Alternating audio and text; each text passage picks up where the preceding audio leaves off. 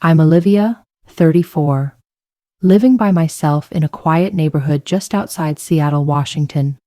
For the last 12 years, I've worked nonstop, taking on 2 jobs, never allowing myself a break longer than a few days, cutting out anything that wasn't absolutely necessary. There was always one thing driving me, one dream that kept me pushing through the endless shifts, owning my own home. And now finally, I've achieved it. A modest 3-bedroom house on Chestnut Street, far from the glitz of downtown. No fancy pool, no manicured garden, but it's mine. It's all mine. My name is on the deed, and the keys are in my hand. No one can take this away from me. I didn't borrow much from the bank. Most of the money came from long, grueling hours at my design studio and late-night shifts at a local cafe. It wasn't easy, but it was worth every minute. It's not glamorous, but it's home. The milestone I'd been dreaming of ever since my mother told me, "You need something of your own, Olivia, something no one can take away from you." I still remember the first time I walked into the empty house after signing the papers. No clapping, no champagne, no fanfare, just me standing there, listening to my own heartbeat echoing in the silence. I moved from the living room to the bedroom, my hand grazing the walls as if to reassure myself that this was really mine. This house, this quiet, was the peace I never got to have in my chaotic childhood. Every morning, I wake up to soft sunlight pouring through the kitchen window. I brew a hot cup of coffee, put on some jazz, and sit at the wooden table I built myself. No one calls my name. No one demands anything from me. No arguments bleed through the walls. And that silence, it's the greatest gift I've ever received. I cherish every inch of this house. The hardwood floors are scratched in places, but I never fix them. They're marks of the days when I scrubbed the floors and moved all the heavy boxes by myself. Every evening, I sit by the window, golden light spilling in, wind whispering outside, and I think to myself, finally, I have space to breathe. Not everyone gets what it means to truly have a place of your own. Most of my friends are married with kids or living in fancy apartments downtown. They say it must be lonely living on my own. They say buying a house isn't the best decision now, or that condos are easier, with all the perks and services. But I don't want easy. I want freedom. Freedom to paint my bedroom any damn color I want without getting permission. Freedom to hang photos of my mom without anyone calling them outdated. And most of all, freedom to say no to anyone who tries to invade this space without respecting what I've created. I thought I'd have a few years to enjoy this. But I was wrong. A storm was coming. Quiet, relentless, and unashamed. I didn't know where it would hit, but I felt it in the air. My peace was about to be shattered. And it all started with a phone call from my sister. I don't talk much to my younger sister. Catherine, 30, married young at 24. Her husband, Jake, 32, studied photography, but can't hold down a job for more than 6 months. They're the Instagram free spirit type, always in a new city, posting beach walks or desert shots with captions like, "Choose living, not surviving." Catherine and I were never alike. I need stability like I need air, but she sees it as a cage. She once joked, "You live like an old lady, scared of risk." I'd rather have 1 year of real living than a lifetime of bills and routines. I didn't argue. Everyone's entitled to their own path. But I never imagined her idea of living would crash into the quiet world I'd built with so much effort. 3 months ago, Catherine and Jake sold their small house in Phoenix, where they'd lived for nearly 5 years with their 2 kids, Mason and Evie, both 4. They bragged about the hot housing market, sold for a great price, and decided to sink all their savings into their dream, a year-long road trip around Europe in a van. "You should try living like this just once," Catherine said during a FaceTime call. Her eyes were bright, and in the background boxes were being packed up frantically. "We've planned everything. Airbnb stays, online gigs, selling photos, making content, living free, teaching the kids from nature. Don't worry about us, okay? I wasn't worried. I knew anything I said would be dismissed as negative energy. But deep down, a chill crept up my spine. They were diving headfirst into a dream with no safety net. I kept tabs on them through social media. For the first few weeks, everything seemed perfect. They posted photos at the Grand Canyon, the California coast, and a music festival in Oregon. The kids were all smiles, dancing in the crowds, wearing clothes bright enough to catch the sun. Catherine captioned, "This is what real childhood is. No fences, no limits." I didn't like or comment.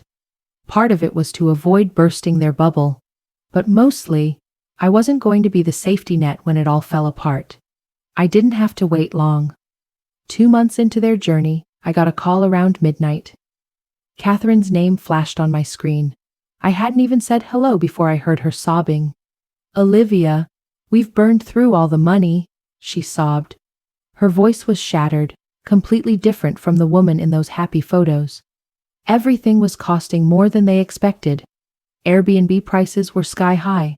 Freelance gigs weren't paying. Our credit cards are maxed out. The kids are exhausted. Every night they begged to go home. I stayed silent. "Olivia, can we stay with you for a couple of months? I promise we won't be any trouble." I glanced around my house. The kitchen light was still on. The coffee was still warm. And I knew deep down that this peace was about to shatter. Before I could say anything, Catherine's voice cracked with quiet sobs. "Please, Olivia, just a few months. We'll sort it out after that." I sat still in my familiar kitchen, eyes glued to the phone screen. On one side, my sister's desperate voice. On the other, the soft yellow light spilling onto the painting Mom left me. The one I hung on the wall the day I moved in. I had grown so accustomed to the peace in this space, and I knew the moment I said yes, it would all vanish. "How long exactly?" I asked, struggling to keep my voice steady. "I don't know, maybe 8 to 10 months. We just need time to get back on our feet, find work, pay off credit cards. Mason and Evie need somewhere stable to study. I promise we won't be a burden. We'll stay out of your way." I sighed, setting my coffee down. My mind began to race. I had a 3-bedroom house, but one room was my office, and the other was a storage room, filled with random things and my treadmill. It was perfect for me, a single woman who valued order, peace, and solitude. But then, 2 adults and 2 kids. I couldn't even imagine how that would work. I took a deep breath, forcing the words out slowly. "Catherine, I get it. I really do. But I don't think living together is the right solution." A thick silence followed. "This is my home. I've lived here alone for almost 6 years. I need my peace to work. I have a routine that works for me, and I can't throw it all away just because you and Jake didn't plan ahead." The line stayed silent for a moment longer before Catherine spoke again, her voice barely above a whisper, her anger hard to swallow. "So you're saying no?" "Not exactly," I said, trying to soften the blow. "I'm willing to help. I can cover part of your rent for a few months. I have friends in real estate who can help you find something nearby that fits your budget." I thought I'd offered a fair compromise. Real help without losing everything I had fought for. But Catherine didn't see it that way. "You know how we've been living these past 2 weeks? Sleeping in the van at gas stations? Eve's been running a fever for days. Mason cries every night, begging to go home. And you're the only one in this family with a house big enough, yet you turn your back like it's nothing." I bit my lip, holding back the words I knew I'd regret. "How many bedrooms do you have, Olivia? 3, right? We're cramped up in a freezing van in 40-degree weather. I'm not asking for money. I'm asking for a roof over our heads." "And even that's too much," she snapped, her voice rising. I could hear Jake muttering in the background, then Rebecca's quiet cough. A part of me ached. I love those kids, their family, but I couldn't let my emotions cloud my judgment. "I'll transfer $2,000 tomorrow," I said, my voice firm. "Use it for a security deposit on a rental. I'll call a friend in real estate to help find a place nearby. But I can't. I can't let you and your whole family move in. Catherine let out a bitter laugh, devoid of any humor. You really are heartless. I haven't asked you for a thing in 12 years, but the one time I beg you, you say no? It's not no, I said, my tone unwavering. It's setting a boundary. I've spent years sacrificing for others. Now I want to live my own life, and that doesn't mean I don't care. The line went dead. I thought the conversation was finished, but less than an hour later, my phone rang again. It was my mom. She didn't greet me, just sighed, and then coldly asked, Olivia, are you really going to let your sister and her kids end up on the street? I wasn't even surprised when my phone started buzzing nonstop the next morning. My mom, Helen, 61, whose voice is usually soft but whose words cut like daggers, had called 3 times in just 15 minutes. I was making coffee when she called a 4th time. I finally picked up. Olivia, I heard everything from Catherine. Her voice was sharp, not the usual softness. Are you really planning to abandon your sister and her kids in the middle of a crisis? I leaned against the sink, gripping my coffee mug like it was the only thing holding me together as the storm brewed around me. Mom, I offered financial support. I even offered to help with a few months of rent, but I can't let them live in my house for nearly a year with no clear plan. I have my own life. You know that. She took a deep breath, then spoke like I'd just committed some unforgivable sin. You always have to calculate everything. Always need a plan. Catherine's not like you. She lives from the heart. She might make mistakes, but at least she dares to live. And you? I tightened my grip on the mug. Living with logic doesn't make me heartless. You can't expect me to give up everything because my sister didn't plan for her mistakes. Silence hung heavy. You've changed, she said, her voice softer now but still biting like thorns. Ever since you got that house, all you think about is yourself. You should remember, nothing lasts forever. One day you'll need someone too, and when that day comes, don't expect anyone to open their door for you, she said, a venomous calm in her voice. I swallowed hard, fighting to stay calm. I don't expect anyone to open a door for me, Mom, because I've always opened my own, and that's exactly why I treasure this home so much. After the call with my mom, I thought maybe things would calm down. But no. 2 hours later, my dad, Richard, 67, called.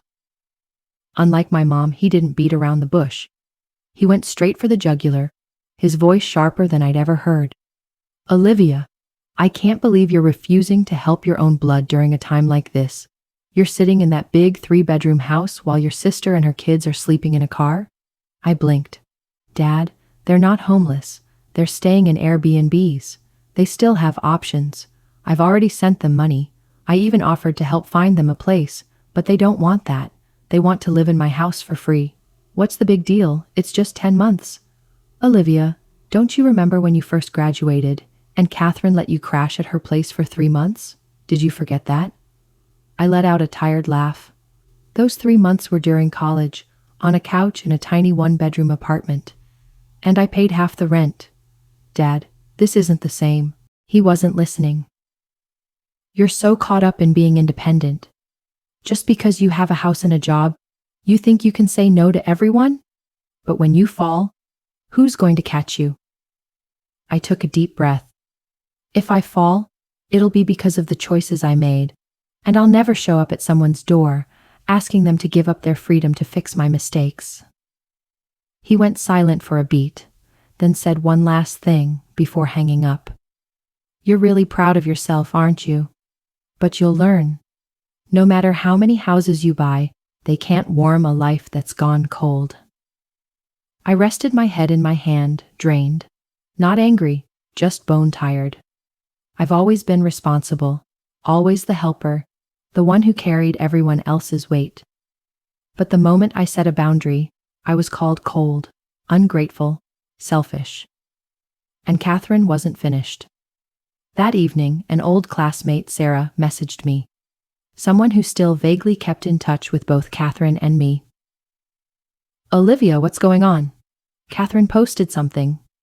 She said she never expected the sister she trusted most to turn her back when the family needed her. I flicked on the living room light and slowly sank onto the couch. My phone screen lit up with Catherine's public post. Sometimes the one who hurts you most is the one you once admired. We only asked for a roof, but it turns out some hearts are colder than October frost. Dozens of comments followed, most from familiar family names, and most of them weren't on my side. I thought that after being attacked by my mom, dad, and the online crowd, Catherine would finally understand that my decision was final. I had been clear. I had explained. I sent money. I set a boundary, and I thought, at the very least, she would respect it. I was wrong. 1 week later, on a Saturday morning, I was mowing the backyard when I heard a knock at the door. I figured it was an Amazon delivery. I had just ordered a new bookshelf, but when I opened the door, I froze. Catherine, Jake, and the 2 kids, Mason and Evie, stood on my porch, surrounded by suitcases. Evie clutched a well-worn teddy bear. Mason yawned, his hair a mess, like he hadn't had a decent night's sleep. I stood there, speechless, staring at them for a few seconds. Catherine looked completely calm, as if this was perfectly normal. "Good morning, sis," she said with a faint smile, as though nothing had happened. "I knew you wouldn't let us struggle for long." I didn't respond right away. My gaze shifted to Jake, who nodded silently and stepped back, dragging a suitcase behind him. The kids stood still, wide-eyed, scanning the room as though they were waiting for me to invite them in. "Catherine, what's going on here?" I asked, my voice a little too tight, but I kept it steady. "We came to talk properly this time," she said, her tone rehearsed. "Last time was over the phone and things got a little heated. I knew you'd understand once you saw us in person. You've always had a soft heart." I couldn't believe it. She thought she could use my compassion to change my mind. "And you brought all your stuff?" I glanced at the suitcases. "Just to talk?" Catherine exhaled sharply, as though I was the unreasonable one. "Olivia, we're exhausted. The kids are sick. Evie's been coughing for 2 nights. You want to talk in a parking lot? Or can we come inside, have some water, and talk like normal people?" I looked at all 4 of them. My heart clenched when I saw Evie rubbing her tired eyes, but reason snapped me back to reality. I couldn't let emotion take control again. "Come in," I said, stepping aside. "But just to talk, nothing more." Catherine flashed a quick, triumphant smile before switching back to her sweet sister face. They all stepped inside like they hadn't been rejected just moments ago. Jake dropped the suitcases against the wall without asking or even glancing my way. I led them into the living room, purposely maintaining a distance. "Talk," I said, folding my arms. "What's the plan this time?" Catherine sat down on the armchair, smoothing her hair like nothing was wrong. "Just 10 months. That's all we need. We won't be any trouble. Jake can do housework. I'll cook, clean, watch the kids. We'll keep everything spotless. You won't have to lift a finger," she added. "And after 10 months, I cut in." Catherine hesitated, then replied, her tone sounding rehearsed. "If things are stable, we'll rent our own place, and if not, we've been keeping an eye on some cheap flights. There are deals in Arizona, so maybe we could just hit the road again." I let out a dry, humorless laugh. "So, after nearly a year living in my house, you still want to bail if you find a cheap flight? You really think that's okay?" That's when Jake finally spoke up. "We're not trying to take advantage, Olivia. We just thought maybe you'd be more understanding." I turned and walked over to the window, avoiding their eyes. "You sold your house with no backup plan, blew all the money on hotels, restaurants, didn't save, didn't invest. You didn't make any security net for the kids, and now you're here knocking on my door, expecting me to rearrange my whole life to fix the consequences of your reckless choices." Catherine stood up, her face flushed with anger. "So now you're lecturing me?" she snapped. You always think you're right, but all you do is live stuck in the same boring loop. What's there to admire in that? We're living. We're daring. And you? You're just scared. I turned to face her, my gaze steady. Daring to live doesn't mean unloading your responsibilities onto someone else and calling it freedom. The tension in the room was thick, sharp like glass. Evie started crying quietly. Mason buried his face in Jake's shirt. I spoke my final words, my voice as cold as ice. I'm not changing my mind. You've got 10 minutes to pack up and leave. If you need it, I'll call you a cab. Catherine stared at me, a mixture of shock and fury in her eyes. But this time, I didn't flinch. Catherine stood there, frozen for a few seconds. Then her face flushed red with rage. Her chest heaved as she breathed quickly, and all the pleading in her eyes was replaced with pure anger. You really have changed, she hissed. You never used to be this cold. You always said you'd be there for me. Did you forget that? I clenched my fist but kept my voice steady. I did say that, but I never promised to carry the weight of every reckless decision you made. Reckless? Catherine let out a bitter laugh. I chose to live authentically. I dared to dream. You? You're a ghost. Work. Come home. Lock the door. Call it stability. I turned to face her fully.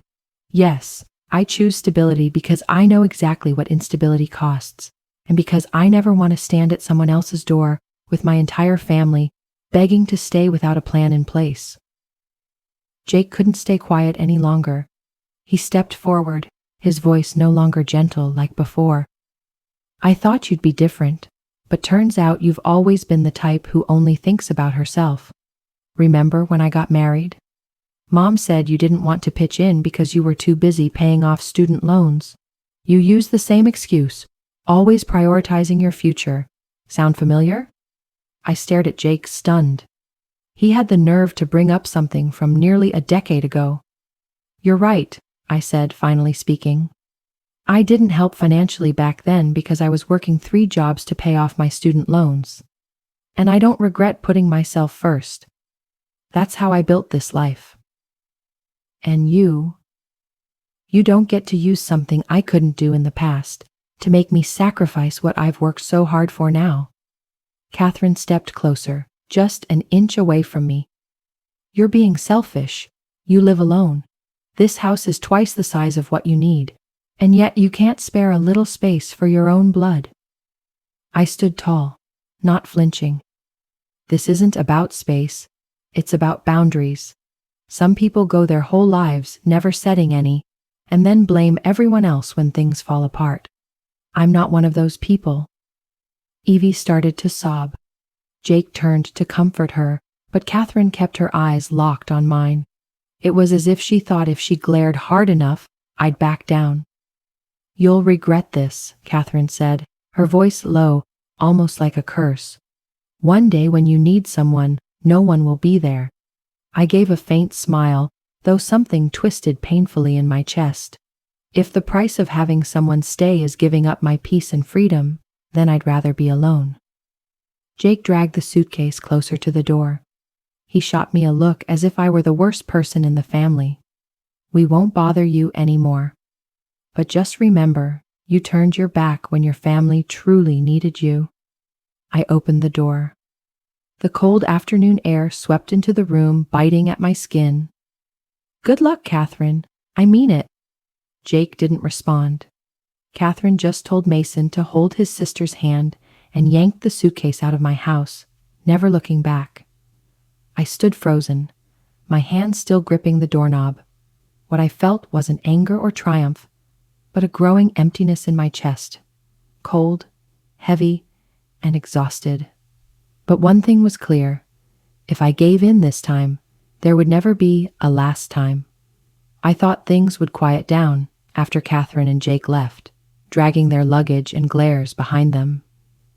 I didn't expect gratitude, but I hoped they would at least respect the boundary I'd set. I was wrong. So wrong, I had to wonder, had I really underestimated just how far my sister could twist the truth?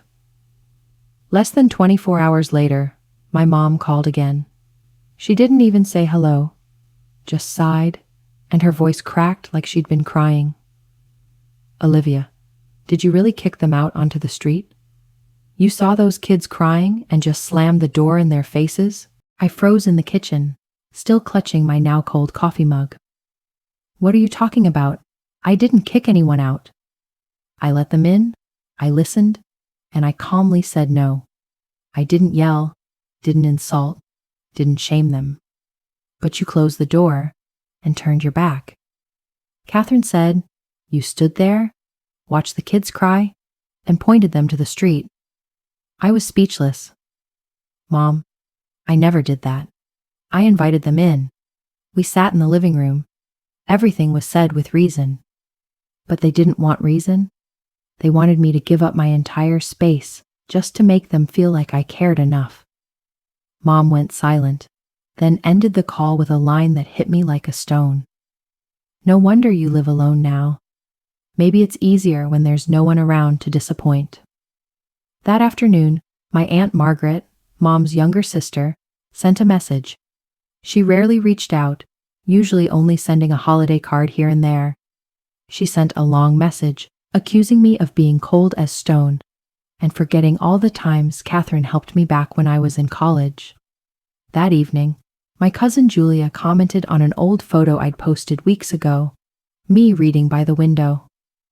Books may open your mind, but they don't open your heart. I froze. It felt like I was on trial in a courtroom I wasn't even invited to, and the verdict had already been passed. I tried not to react. I didn't post, didn't reply, but somehow, my silence gave people even more reason to judge, as if saying nothing made me guilty. The next evening, my phone buzzed with a message from Monica, a college friend who used to be close with Catherine. Olivia, I don't want to interfere, but if your sister's really in that much trouble, maybe you could soften a little. It's only 10 months, after all. She's family. I replied with one simple sentence. Would you be willing to let a family of 4 move into your 2-bedroom apartment? Monica never responded, but messages like that kept pouring in from old acquaintances, former classmates, past co-workers, people who had never stepped foot in my house, had no idea how many years I worked until 2 a.m. to pay off my mortgage. Another mutual friend, Kevin, messaged, his tone neutral but condescending. I kept that thought to myself. Olivia wants boundaries, I get it, but if it were me, I'd compromise. You live alone. Living alone doesn't mean living in excess. Just because you have 3 bedrooms doesn't mean you owe anyone the other 2. This house is the result of sacrifice. My right to live life on my terms, built from years of pushing through sickness, exhaustion, and setbacks.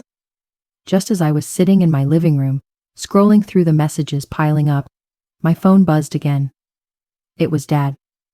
You should know, Olivia, the whole family is watching you, he said, his voice colder now, sharper. No one understands why you won't let your sister stay. They're calling you the Ice Queen. Have you heard that? I let out a bitter laugh. I thought they'd call me a self-made woman, but here it seemed like independence was a crime. Dad didn't say anything else. He just hung up. I leaned back, staring at the ceiling. The peace I fought so hard for wasn't being destroyed because I did something wrong. It was because I refused to carry someone else's burden. And I didn't regret it. But I was starting to realize something. When you start setting boundaries, those who used to benefit from crossing them are the ones who get the angriest. I should have known this was coming. From the way Catherine looked at me before she walked out, I could already feel it. Something shifting. But intuition is different from seeing it all unfold. Loud, clear, and public. Monday night, just after stepping out of the shower, my phone blew up with notifications. I opened Facebook to check a message from a client, and instantly my timeline erupted. The first post that popped up was from Catherine herself. Her profile picture showed her hugging Evie with a soft sunset in the background. The caption was long, emotional, and, as expected, dripping with drama. And the only person in your family who could help chooses not to. When your kids are sleeping in a van in 40-degree weather, and the sister you once admired just stands in the doorway, what do you learn? That sometimes family isn't a place to return to. It's the place that hurts the most. Below the post, there were more than 100 comments, and it kept rising. Relatives, distant cousins, old high school friends, even people I hadn't spoken to in years, all jumping in with comments like, "I can't believe her sister would do that. A 3-bedroom house, living alone, and she can't even take in her own blood? How do you sleep at night?" I read each comment, feeling as though someone had wrapped a hand around my throat. What shocked me wasn't just the outrage, it was the unanimity in Catherine's favor. No one asked for my side. No one fact-checked. All they needed was a heart-tugging story and an easy villain, and I fit that role perfectly. I hadn't planned on responding.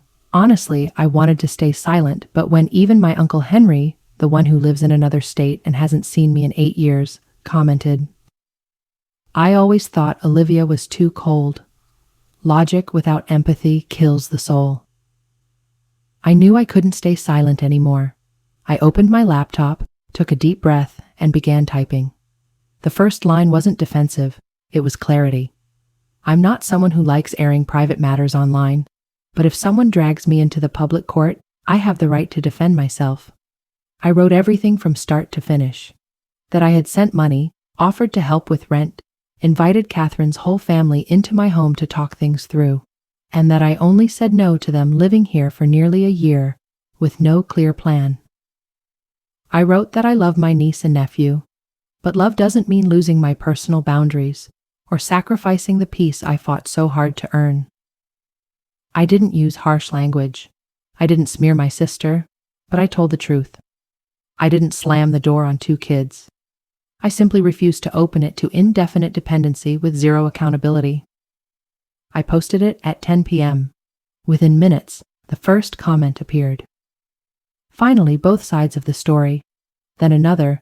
"I once let someone rent my spare room for 3 months. It was a nightmare.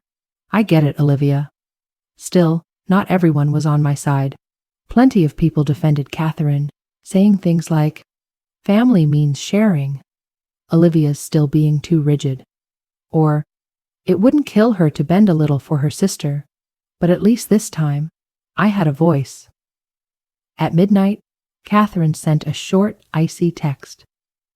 "You chose to humiliate me in front of everyone. Don't be surprised when they all turn on you."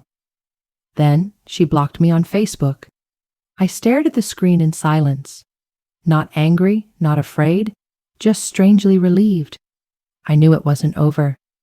There would likely be more messes ahead, but at least I didn't have to swallow the truth and let someone else rewrite my life the way they wanted. For the first time in days, I finally slept through the night. 3 days after I posted, the tension in the family hit rock bottom. Catherine vanished from all platforms. No more posts on Facebook.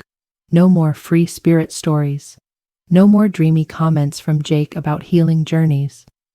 But that silence wasn't retreat. It was the calm before the next storm. While I was sorting through paperwork in my home office, my phone rang. It was Dad. "Richard," I hesitated. I knew this call wouldn't be easy, but I answered anyway. "Olivia," he began immediately, his voice tight like a stretched wire. "Are you really going to let this family fall apart over a post?" I leaned against my desk and kept my tone steady. "Dad, I didn't post to attack anyone. I posted to defend myself. I was dragged online and misrepresented. I have the right to speak." "You have the right. But did you really need to make a scene?" he snapped. "Catherine said you aired family business for the world to judge. Now everyone knows, and they think our family is nothing but fighting. No compassion."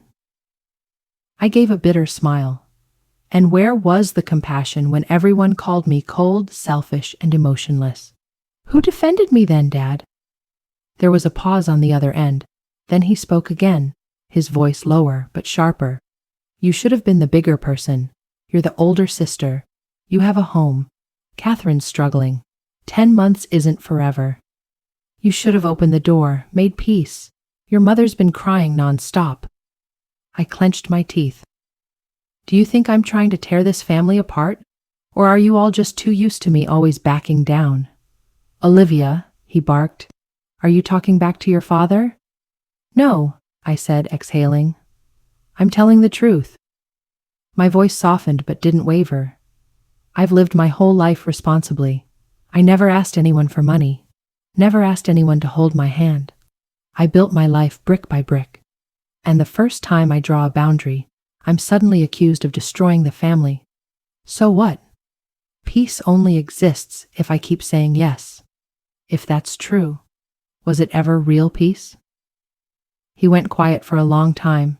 I didn't know what he was thinking, but I wasn't done. For the first time, I didn't hold back.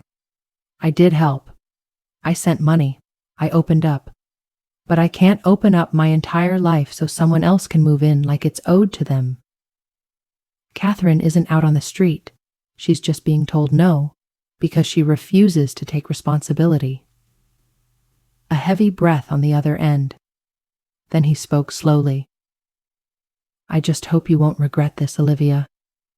Some things, once they're lost, can never be regained. I swallowed the lump in my throat. If what I lose is the peace I fought so hard to build, then yes, I accept not getting it back. The call ended without a goodbye. Just a flat beep and a silence that felt like it echoed. I set my phone on the table, my hands trembling slightly. I wasn't sure if it was anger, heartbreak, or relief. Maybe it was all three. Just then, a new email notification popped up. It was from Catherine. The subject read, "You win, Olivia." The body of the message was short, only 3 lines. It turned the whole family against me. Well done. I hope you enjoy sitting alone in the fortress you built from stone and rules. But remember, when you need someone, no one will be left. I stared at the words, and unexpectedly, a bitter smile crept across my face. They didn't understand. I didn't choose to live alone because I don't need anyone. I chose to live alone because I was tired of always being the one needed, but never truly understood. After Catherine's final email, everything went eerily quiet. No more calls from Dad, no more guilt-ridden texts from Mom, and of course, not a single word from Jake or the kids. My Facebook returned to normal, but my friend list had gotten shorter. A few people quietly unfriended me. Others hid my posts from their feeds. I guess, in their eyes, I had become the poster child for success, but heartlessness. I wasn't angry or dispelled, but I felt like I was standing on an isolated island. The days that followed passed in a kind of distorted calm. I still went to work, still consulted with clients, still watered the plants every Tuesday evening. But something in me had shifted. It wasn't regret. It wasn't sorrow. It was clarity. I began to see my family dynamics more clearly than ever before. As the oldest daughter, I was always told, Olivia has to set the example. Olivia needs to be patient. Olivia should always give in. And I did it all without complaints, without any demands. But it wasn't until I said no that the masks finally came off. Turns out, to a lot of people, I was only lovable as long as I was sacrificing. One Saturday afternoon, I sat on my back porch with a steaming mug of tea, watching the white daisies I'd planted in early spring slowly shed their petals. The air was crisp, and there was something raw, yet liberating in the breeze brushing against my cheek. I no longer felt the need to prove to anyone that I wasn't a bad person. I just needed to breathe in my own home, on my own terms, in the life I had spent years building. My mom still hadn't called. My dad had sent just a brief text. Whenever you're ready, the family's still here. I didn't respond, not because I wanted to cut ties, but because I refused to reopen a relationship stuck in old patterns with one-sided expectations. I knew deep down that real connection only exists when both people are willing to grow, take responsibility, and respect each other. Without that, blood alone doesn't make us anything more than strangers. 1 month after the Facebook drama, I ran into Rachel, An old friend from yoga class. She used to be close with Catherine in high school, but had distanced herself from that circle years ago. After class, she sat beside me and smiled. I read your post. No one says it out loud, but I think a lot of people understood. They just don't have the courage to admit it. I was surprised. Rachel was never the meddling type, but her voice was unusually sincere that day. She added, "Maybe people are so bothered because you were brave enough to set a boundary, and they aren't." I smiled. A real smile. One that didn't need to defend itself. "I don't want anyone to take sides," I told her.